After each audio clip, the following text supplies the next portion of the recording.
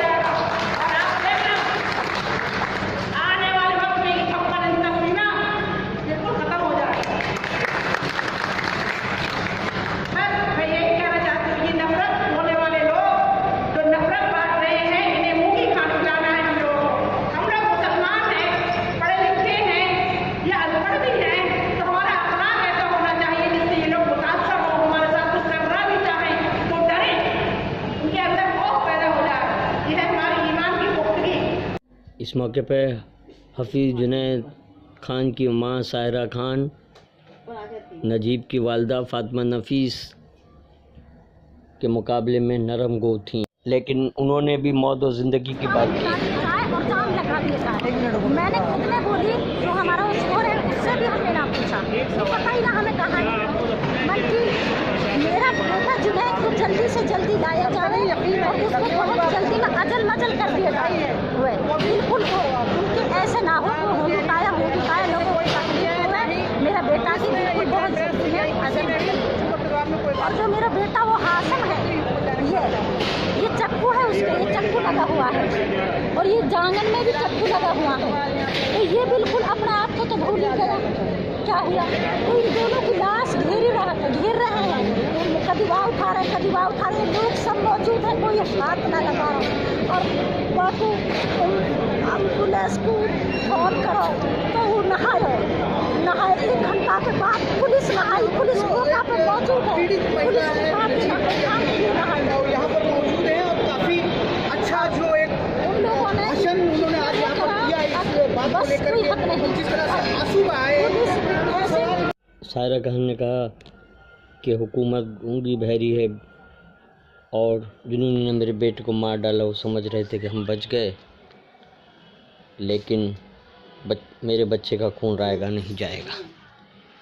नजीब की मां ने इस मौके पर अखबारी नुमाइंदों से बातचीत करते हुए जसारत और जुर्रत का मुजाहरा किया और कहा कि उनकी ये लड़ाई आखिरी दम तक जारी रहेगी। देखिए, मेरी लड़ाई मेरे नजीब के लिए, मैं माँ हूँ, जाहिर सी बात है उसके लिए तो है ही, लेकिन मेरी लड़ाई इन तमाम बच्चों के लिए है जो यूनिवर्सिटियों में इनके साथ क्या क्या हो रहा है। हैदराबाद से रोहित वेमुला से लेके, वो मैं सुनती थी, न्यूज़ में देखती थी, मेरे साथ ही हो गया। तो मैं तब तक खड़ी रहूँगी जब तक हमें इंसाफ नहीं मिलेगा, हमारे बच्चों को उनके हुकूक नहीं मिलेंगे। और ये हुकूमत ये समझ ले कि ये मैं सिर्फ बोल ही रही हूँ, मैं बैठने वाली नहीं हूँ, मैं हमेशा खड़ी रहूँगी जब तक मेरा बच्चा मुझे वापस नहीं मिलेगा, मुझे इंसाफ नहीं मिलेगा। और जो भी स्टूडेंट के हुकूक हैं उनको पूरी तरह से नहीं दिए जाएंगे, उनके साथ कोई ज़्यादती नहीं की जाएगी। आप ये नजीब को जब हम ढूंढने के लिए निकलते थे तो हम पे पुलिस लाठीचार्ज करती थी। आपको पता है 6 नवंबर को मुझे पुलिस ने घसीटा था इंडिया गेट पे, हाई कोर्ट के सामने घसीटा, बच्चों पे लाठीचार्ज किया। AIMU में बहुत ज़बरदस्त लाठीचार्ज हुआ, रेल रोको आंदोलन में। उसके बाद लाठी खाने वाले सिर्फ मुसलमान ही नहीं थे, उसमें हिंदू कुछ बच्चे भी थे। मेरा साथ सबके, मेरे सारे बच्चे हैं, चाहे वो हिंदू हो, सिख हो, ईसाई हो या मुस्लिम हो। जो बच्चे हक पे लड़ाई लड़ रहे हैं वो हमेशा जीतेंगे और उनके साथ बेहतर हो। आपकी लड़ाई सबके लिए है? मेरी लड़ाई सबके लिए है। और मैं ये मैसेज ये भी देना चाहती हूँ, रोहित वेमुला के साथ जो अभी हैदराबाद में हुआ है, उसकी मूर्ति जो भी थी तोड़ दिया गया है, ये बहुत नाइंसाफ़ी है। चाहिए उनको उसे दोबारा बनाएं। उसकी माँ के पास एक उसकी तस्वीर थी। हमारे मजहब में ये सब चीज़ें नहीं चलती, लेकिन जिसका जो मजहब है, जो जिस चीज़ को मानता है, उसको परेशानी क्या है मानने में। हम हिंदुस्तान में रहते हैं, हम लोकतंत्र मानते हैं, तो ये सब क्यों हो रहा है हमारे साथ? हमारे बच्चों को ज्यादती की जा रही है, जुल्म का शिकार किया जा रहा है, हमसे छीना जा रहा है, तो उसके बावजूद शर्म नहीं आती ज़रा से भी कि वो सोचें। इस मौके पर इन माओं का हौसला बढ़ाने के लिए समाजी कारकुन तिष्टा सितलवाद भी मौजूद थी।